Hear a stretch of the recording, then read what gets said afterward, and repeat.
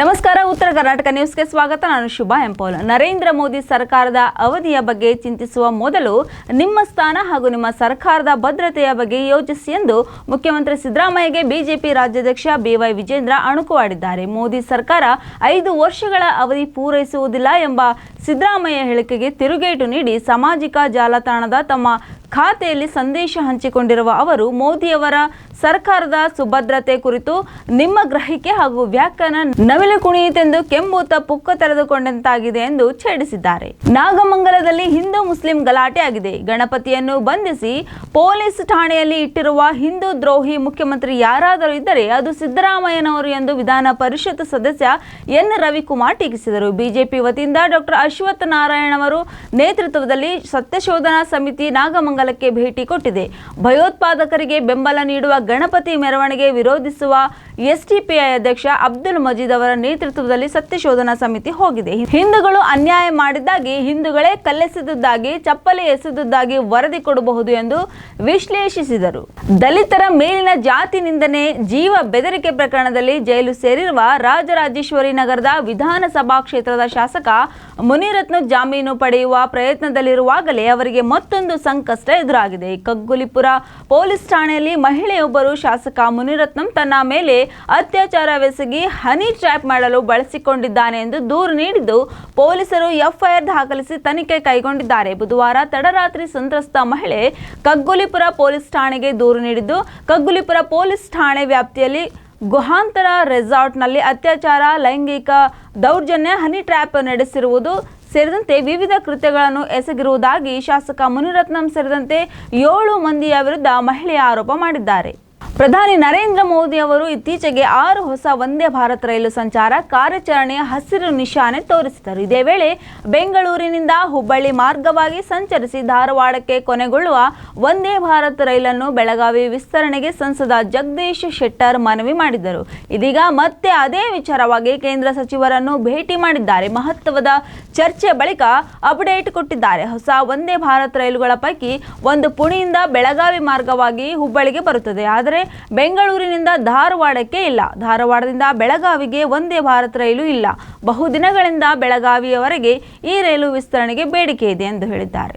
ಬಸವರಾಜ ಬೊಮ್ಮಾಯಿ ಅವರು ಸಿಎಂ ಆಗಿದ್ದ ಅವಧಿಯಲ್ಲಿ ಬಿಜೆಪಿ ಸರ್ಕಾರದ ವಿರುದ್ಧ 40% ಕಮಿಷನ್ ಆರೋಪ ಮಾಡಿದ ಕರ್ನಾಟಕ ಗುತ್ತೇದಾರ ಸಂಘದ ಅಧ್ಯಕ್ಷ ಕೆಂಪಣ್ಣ ಇಂದು ಹೃದಯಾಘಾತದಿಂದ ನಿಧನರಾಗಿದ್ದಾರೆ. ಕೆಂಪಣ್ಣ ಅವರು ಕಳೆದ ಹಲವು ದಿನಗಳಿಂದ ಅನಾರೋಗ್ಯದಿಂದ ಬಳಲುತ್ತಿದ್ದು, ಇಂದು ಸ್ವಗೃಹದಲ್ಲಿ ಹೃದಯಾಘಾತದಿಂದ ನಿಧನರಾಗಿದ್ದಾರೆ. ಅವರು ಬಸವರಾಜ ಬೊಮ್ಮಾಯಿ ಸಿಎಂ ಅವಧಿಯಲ್ಲಿ ಬಿಜೆಪಿ ಸರ್ಕಾರದ ವಿರುದ್ಧ 40% ಆರೋಪ ಮಾಡಿದ್ದರು. ಅಷ್ಟೇ ಅಲ್ಲದೆ ಕಾಂಗ್ರೆಸ್ ಸರ್ಕಾರದ ವಿರುದ್ಧವೂ ಕೂಡ ಕಮಿಷನ್ ಆರೋಪ ಮಾಡಿದ್ದರು. ಹೀಗೆ ಗುತ್ತಿಗೆದಾರರ ಪರ ಹೋರಾಟ ನಡೆಸಿಕೊಂಡು ಬಂದಿದ್ದರು.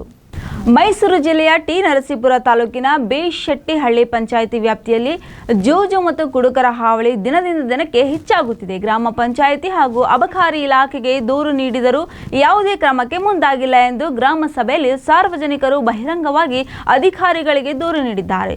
ಟಿ ನರಸೀಪುರ ತಾಲೂಕು ತಲಕಾಡು ಹೋಬಳಿ ಬಿಶೆಟ್ಟಿಹಳ್ಳಿ ಗ್ರಾಮ ಪಂಚಾಯಿತಿ ಗ್ರಾಮ ಸಭೆ ಮತ್ತು ಜಮಾಬಂದಿ ಸಭೆಯನ್ನು ಹಮ್ಮಿಕೊಳ್ಳಲಾಗಿತ್ತು. ಈ ಸಭೆಯನ್ನು ಗ್ರಾಮ ಪಂಚಾಯಿತಿ ಅಧ್ಯಕ್ಷೆ ಪುಟ್ಟಮ್ಮ ಎಂ ಶಂಭುಲಿಂಗಯ್ಯ ಇವರ ಅಧ್ಯಕ್ಷತೆಯಲ್ಲಿ ಹಾಗೂ ಉಸ್ತುವಾರಿ ಅಧಿಕಾರಿ ಗೋವಿಂದರಾಜು ಅವರ ಸಮ್ಮುಖದಲ್ಲಿ ಸಭೆ ನಡೆಯಿತು. ಕರ್ನಾಟಕ ಸರ್ಕಾರ ಮಾನವ ಸಂಪನ್ಮೂಲ ನಿರ್ವಹಣಾ ವ್ಯವಸ್ಥೆ 2.0 ನಿರ್ದೇಶನಾಲಯ ಆರ್ಥಿಕ ಇಲಾಖೆ ಸುತ್ತೋಲೆಯೊಂದನ್ನು ಹೊರಡಿಸಿದೆ. ರಾಜ್ಯ ಸರ್ಕಾರದ ಎಲ್ಲ ಅಧಿಕಾರಿ ನೌಕರರ ಕಡ್ಡಾಯವಾಗಿ HSMR ನೌಕರರ ಸ್ವಯಂ ಸೇವೆ ಪೋರ್ಟಲ್ನಲ್ಲಿ ನೋಂದಣಿ ಮಾಡಿಕೊಳ್ಳುವ ಬಗ್ಗೆ ವಿವರಣೆಯನ್ನು ನೀಡಿದೆ. ಈ ಕುರಿತು HSMRನ ಯೋಜನಾ ವ್ಯವಸ್ಥಾಪಕರು ಸುತ್ತೋಲೆ ಹೊರಡಿಸಿದ್ದಾರೆ. ಎಲ್ಲ ಇಲಾಖಾ ಮುಖ್ಯಸ್ಥರುಗಳಿಗೆ ಈ ಕುರಿತು ಸೂಚನೆ ನೀಡಲಾಗಿದ್ದು, ಸರ್ಕಾರದ ಕಾರ್ಯದರ್ಶಿ ವಿತ್ತೀಯ ಸುಧಾರಣೆ ಆರ್ಥಿಕ ಇಲಾಖೆ ಇವರ ಸುತ್ತೋಲೆ ಸಂಖ್ಯೆ ದಿನಾಂಕ 2/11/2023 ಉಲ್ಲೇಖ ಮಾಡಿದ್ದಾರೆ. ತಪ್ಪು ಮಾಡಿದ ಮತಾಂಧರ ವಿರುದ್ಧ ಕ್ರಮ ಕೈಗೊಂಡು ಹೆಡೆಮುರಿ ಕಟ್ಟಬೇಕಾದ ರಾಜ್ಯ ಗೃಹ ಸಚಿವ ಡಾಕ್ಟರ್ ಜಿ ಪರಮೇಶ್ವರ್ ಅವರು ವಿಪಕ್ಷ ನಾಯಕರ ಮೇಲೆ ಎಫ್ಐಆರ್ ಹಾಕಿರುವುದು ಹೇಡಿತನದ ಪರಮಾವಧಿ. ಅವರೊಬ್ಬ ಅಸಮರ್ಥ ನಾಯಕ ಎಂದು ವಾಗ್ದಾಳಿ ನಡೆಸಿರುವ ವಿಪಕ್ಷ ನಾಯಕ ಆರ್ ಅಶೋಕ್ ಅವರು ನಾನು ಸುಳ್ಳು ಮಾಹಿತಿ ನೀಡಿಲ್ಲ ಎಂದು ತಿಳಿಸಿದರು. ನಾಗಮಂಗಲ ಗಲಭೆ ಸಂಬಂಧ ವಿಪಕ್ಷ ನಾಯಕ ಆರ್ ಅಶೋಕ್ ಹಾಗೂ ಕೇಂದ್ರ ಸಚಿವೆ ಶೋಭಾ ಕರಂದ್ಲಾಜೆ ವಿರುದ್ಧ ರಾಜ್ಯ ಪೊಲೀಸರು ಎಫ್ಐಆರ್ ದಾಖಲಿಸಿದ್ದಾರೆ. ಗಲಭೆ ಮಾಡಿದವರನ್ನು ಪತ್ತೆ ಮಾಡಿ ಹೆಡೆಮುರಿ ಕಟ್ಟದೆ ನಮ್ಮ ಮೇಲೆ ಕೇಸು ದಾಖಲಿಸುತ್ತಿದ್ದಾರೆ. ಕೈಲಾಗದವನು ಮೈಪರಚಿಕೊಂಡ ಎಂದು ಗೃಹ ಸಚಿವರ ವಿರುದ್ಧ ಕೆಂಡಮಂಡಲರಾಗಿದ್ದಾರೆ. ಒಂದು ರಾಷ್ಟ್ರ ಒಂದು ಚುನಾವಣೆ ಬಿಜೆಪಿಯವರ ರಾಜಕೀಯ ನಿರ್ಧಾರ ದೇಶದ ಹಿತಾಸಕ್ತಿಯ ದೃಷ್ಟಿಯಿಂದ ಮತ್ತು ಪ್ರಾಯೋಗಿಕವಾಗಿ ಸಾಧ್ಯವಿಲ್ಲ ಎಂದು ಡಿಸಿಎಂ ಡಿಕೆ ಶಿವಕುಮಾರ್ ಅವರು ಹೇಳಿದರು. ಈ ಹಿಂದೆಯೇ ಈ ಪ್ರಸ್ತಾವನೆ ಇತ್ತಾದರೂ ಸ್ಥಳೀಯರ ಒಕ್ಕೂಟ ವ್ಯವಸ್ಥೆಯಲ್ಲಿ ಯಾವುದೇ ಸರ್ಕಾರವನ್ನು ಅವಧಿ ಮುಗಿಯುವವರೆಗೂ ಮುಂದುವರಿಸಿ ಎಂದು ಯಾರನ್ನು ಬಲವಂತ ಮಾಡಲು ಸಾಧ್ಯವಿಲ್ಲ. ಮುಂದೆ ಏನಾಗುತ್ತದೆ ಎಂದು ಕಾದು ನೋಡೋಣ. ಕಾಂಗ್ರೆಸ್ ಪಕ್ಷಕ್ಕೆ ಈ ನಿರ್ಧಾರವನ್ನು ಒಪ್ಪುವುದಿಲ್ಲ ಎಂದು ಹೇಳಿದರು. ಹೋರಾಟದಿಂದಲೇ ರಾಜಕೀಯದಲ್ಲಿ ಬೆಳೆದು ಬಂದಿರುವೆ. 100 FIR ಹಾಕಿದರೂ ಹೆದರುವುದಿಲ್ಲ, ಓಡಿ ಹೋಗುವುದಿಲ್ಲ, ಬಂಧನಕ್ಕೂ ಒಳಗಾಗುವೆ, ಕಾನೂನು ರೀತಿಯ ಹೋರಾಟ ಮಾಡುವೆ ಎಂದು ಕೇಂದ್ರ ಸಚಿವೆ ಶೋಭಾ ಕರಂದ್ಲಾಜೆ ಗುಡುಗಿದರು. ಮೈಸೂರಿನಲ್ಲಿ ಈದ್ ಮಿಲಾದ್ ಮೆರವಣಿಗೆ ವೇಳೆ ಪಾಕ್ ಪರ ಘೋಷಣೆ ಕೂಗಿ ಕೇಳಿಬಂದಿದೆ. ಗಣೇಶೋತ್ಸವ ಸಮಿತಿಗಳು ಪ್ರತಿಷ್ಠಾಪಿಸಿದ ಗಣೇಶ ವಿಗ್ರಹಗಳನ್ನು ಪೊಲೀಸರು ವ್ಯಾನ್ನಲ್ಲಿ ಕೊಂಡೊಯ್ದು ವಿಸರ್ಜನೆ ಮಾಡಿದ್ದಾರೆ.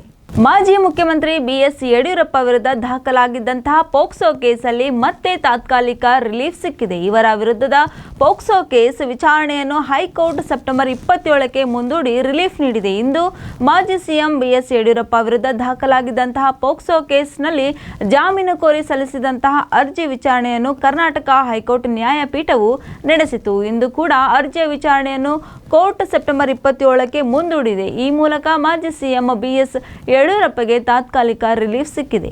ಮೈಕ್ರೋ ಫೈನಾನ್ಸ್ ಕಿರುಕುಳಕ್ಕೆ ಬೇಸತ್ತು ಮಹಿಳೆಯೊಬ್ಬರು ಆತ್ಮಹತ್ಯೆ ಮಾಡಿಕೊಂಡ ಘಟನೆ ಮಂಡ್ಯದ ಮಳವಳ್ಳಿಯ ಮಲಿಯೂರಿನಲ್ಲಿ ನಡೆದಿದೆ. ಕೇವಲ 700 ರೂಪಾಯಿಗಾಗಿ ಮಹಿಳೆ ಮಹಾಲಕ್ಷ್ಮಿ ಪ್ರಾಣ ಕಳೆದುಕೊಂಡಿದ್ದಾರೆ.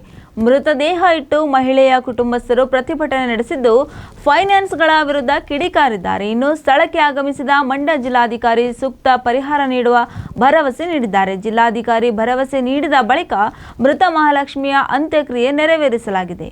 ಶಾಸಕ ಪ್ರದೀಪ್ ಈಶ್ವರ್ ವಿರುದ್ಧ ಇಂದು ಚಿಕ್ಕಬಳ್ಳಾಪುರ ನಗರದಲ್ಲಿ ದಲಿತ ಸಂಘಟನೆಗಳ ಒಕ್ಕೂಟವು ಪ್ರತಿಭಟನೆ ನಡೆಸಿತು. ದಲಿತ ಸಮುದಾಯದ ಯುವ ಕಾಂಗ್ರೆಸ್ ಮುಖಂಡ ಜಗದೀಶ್ ಯುವ ಕಾಂಗ್ರೆಸ್ ರಾಜ್ಯಾಧ್ಯಕ್ಷ ಚುನಾವಣೆಗೆ ಸ್ಪರ್ಧಿಸಲು ಅವಕಾಶ ಮಾಡಿಕೊಟ್ಟರೆ ನಾನು ಶಾಸಕ ಸ್ಥಾನಕ್ಕೆ ರಾಜೀನಾಮೆ ನೀಡುತ್ತೇನೆ ಎಂದು ಶಾಸಕ ಧಮಕಿ ಹಾಕಿದ್ದಾರೆ. ಪ್ರದೀಪ್ ಈಶ್ವರ್ ಪರಿಶಿಷ್ಟ ಜಾತಿ, ಪಂಗಡ ಮತ್ತು ಅಲ್ಪಸಂಖ್ಯಾತರ ಮತ ಪಡೆದು ಗೆಲುವು ಸಾಧಿಸಿದ್ದಾರೆ. ಆದರೆ ಈಗ ದಲಿತ ಮುಖಂಡರ ಬೆಳವಣಿಗೆಗೆ ಅಡ್ಡಗಾಲು ಹಾಕುತ್ತಿದ್ದಾರೆ ಎಂದು ಒಕ್ಕೂಟದ ಮುಖಂಡ ನಾರಾಯಣಸ್ವಾಮಿ ಆರೋಪಿಸಿದರು.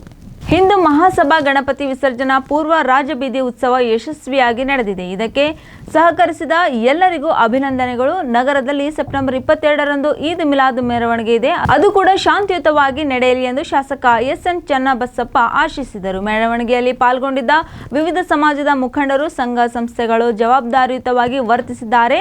ಒಂದು ಪರಂಪರೆಯೇ ವಿಜೃಂಭಿಸಿದೆ. ಮುಂಜಾನೆ 4:16ಕ್ಕೆ ಭೀಮನ ಮಡುವಿನ ಗಣಪತಿ ವಿಸರ್ಜನೆ ನಡೆಯಿತು ಎಂದರು.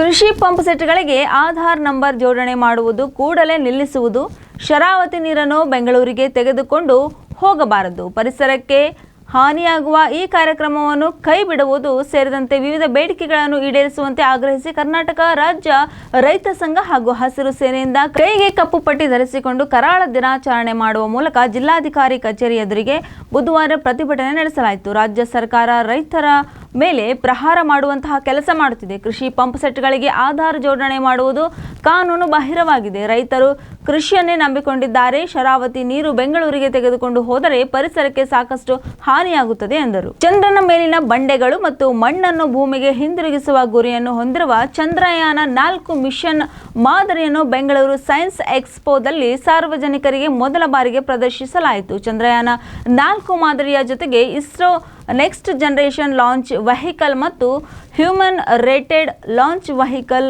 MK3ಯನ್ನು ಸಹ ಪ್ರದರ್ಶಿಸಿತು. ಚಂದ್ರಯಾನ 4 ಕಮಿಷನ್ ಚಂದ್ರನ ಮೇಲ್ಮೈಯಲ್ಲಿ ಇಳಿಯಲು ಮಾದರಿಗಳನ್ನು ಸಂಗ್ರಹಿಸಿ ಭೂಮಿಗೆ ಕಳುಹಿಸುವಂತೆ ವಿನ್ಯಾಸಗೊಳಿಸಲಾಗಿದೆ. 5 ಪ್ರಮುಖ ಮಾಡ್ಯೂಲ್ಗಳನ್ನು 2 ರಾಶಿಗಳಾಗಿ ವಿಂಗಡಿಸಲಾಗಿದೆ ಎಂದು ಇಸ್ರೋ ಅಧಿಕಾರಿಯೊಬ್ಬರು TNIE ಪ್ರತಿನಿಧಿಗೆ ತಿಳಿಸಿದ್ದಾರೆ. ಸ್ಟಾಕ್ ವಿಧಾನವನ್ನು ಒಳಗೊಂಡಿದೆ. 2 ಚಂದ್ರನ ಮಾದರಿಗಳನ್ನು ಸಂಗ್ರಹಿಸುವ ಜವಾಬ್ದಾರಿಯನ್ನು ಹೊಂದಿದೆ ಎಂದರು. ಉತ್ತರ ಕರ್ನಾಟಕ ಭಾಗದ ಜನರ ಜೀವನಾಡಿಯಾಗಿರುವ ಕಳಸಾ ಬಂಡೂರಿ ನಾಲಾ ಕುಡಿಯುವ ನೀರಿನ ಯೋಜನೆಗೆ ರಾಷ್ಟ್ರೀಯ ವನ್ಯಜೀವಿ ಮಂಡಳಿಯ ಅನುಮೋದನೆ ಒದಗಿಸಿಕೊಡುವಂತೆ ಮಂಡಳಿಯ ಅಧ್ಯಕ್ಷರಾಗಿರುವ ಪ್ರಧಾನಮಂತ್ರಿ ನರೇಂದ್ರ ಮೋದಿಗೆ ಮುಖ್ಯಮಂತ್ರಿ ಸಿದ್ದರಾಮಯ್ಯ ಪತ್ರ ಬರೆದಿದ್ದಾರೆ. ರಕ್ಷಣಾ ಸಚಿವಾಲಯದೊಂದಿಗೆ ಸಂಯೋಜಿತವಾಗಿರುವ ನಗರದ ಸೈನಿಕ ಶಾಲೆಯೊಂದಕ್ಕೆ ಬಾಂಬ್ ಬೆದರಿಕೆ ಇಮೇಲ್ ಬಂದಿದ್ದು ಕೆಲಕಾಲ ಆತಂಕದ ವಾತಾವರಣ ಸೃಷ್ಟಿಯಾಗಿದೆ. ತದನಂತರ ಶಾಲಾ ಆವರಣವನ್ನು ಸಂಪೂರ್ಣವಾಗಿ ಪರಿಶೀಲಿಸಿದ ನಂತರ ಅದೊಂದು ಹುಸಿ ಬಾಂಬ್ ಬೆದರಿಕೆ ಎಂದು ದೃಢಪಡಿಸಲಾಗಿತ್ತು. ಮಧ್ಯಾಹ್ನ 12:30ರ ಸುಮಾರಿಗೆ ಶಾಲಾ ಆವರಣದಲ್ಲಿ ಸ್ಫೋಟಕ ಇಡಲಾಗಿದೆ ಎಂದು ಶಾಲೆಗೆ ಅನಾಮಧೇಯ ಇಮೇಲ್ ಬಂದಿದೆ. ಇದರಿಂದ ಆತಂಕಕ್ಕೀಡಾದ ಶಾಲಾ ಆಡಳಿತ ಮಂಡಳಿ ಕೂಡಲೇ ಪೊಲೀಸರಿಗೆ ಮಾಹಿತಿ ನೀಡಿದ್ದಾರೆ. ರಾಜ್ಯ ಕಾಂಗ್ರೆಸ್ನಲ್ಲಿ ಸಿಎಂದ ಗದ್ದುಗೆ ಗುದ್ದಾಟ ಶುರುವಾಗಿದ್ದು, ಮುಖ್ಯಮಂತ್ರಿಗಳು ತಮ್ಮ ಕುರ್ಚಿ ಅಲ್ಲಾಡುತ್ತಿರುವ ಸಂದರ್ಭದಲ್ಲಿ ಕುರ್ಚಿ ಉಳಿಸಿಕೊಳ್ಳಲು ಮತ್ತು ರಾಷ್ಟ್ರೀಯ ಕಾಂಗ್ರೆಸ್ ಪಕ್ಷದ ಅಧ್ಯಕ್ಷರನ್ನು ಓಲೈಸಲು ಕಲ್ಯಾಣ ಕರ್ನಾಟಕ ಭಾಗದಲ್ಲಿ ಸಚಿವ ಸಂಪುಟ ಸಭೆಯ ನಾಟಕ ಮಾಡಿದ್ದಾರೆ ಎಂದು ಬಿಜೆಪಿ ರಾಜ್ಯಾಧ್ಯಕ್ಷ ಮತ್ತು ಶಾಸಕ ಬಿವೈ ವಿಜೇಂದ್ರ ಅವರು ಹೇಳಿದ್ದಾರೆ. ಸಚಿವ ಸಂಪುಟ ಸಭೆಯಿಂದ ಕಲಬುರಗಿ ವಿಭಾಗದ ಅಭಿವೃದ್ಧಿ ಆಗಲು ಸಾಧ್ಯವಿಲ್ಲ. ಈ ಭಾಗಕ್ಕೆ 5,000 ಕೋಟಿ ಕೊಡುತ್ತೇವೆ, ಇಲ್ಲಿ ಶಾಲಾ ಕಾಲೇಜು ಮಾಡುತ್ತೇವೆ, 1,100 ಕೋಟಿಯ ಪ್ಯಾಕೇಜ್ ಕೊಡುವುದಾಗಿ ಮುಖ್ಯಮಂತ್ರಿಗಳು ಹೇಳಿದ್ದಾರೆ. ಇದರಲ್ಲಿ ಹೊಸದೇನೂ ಇಲ್ಲ ಎಂದು ಟೀಕಿಸಿದರು. 1 ವರ್ಷದ ಹಿಂದೆ ಕೂಡ ಇದೇ ಮಾತುಗಳನ್ನು ಹೇಳಿದ್ದರು.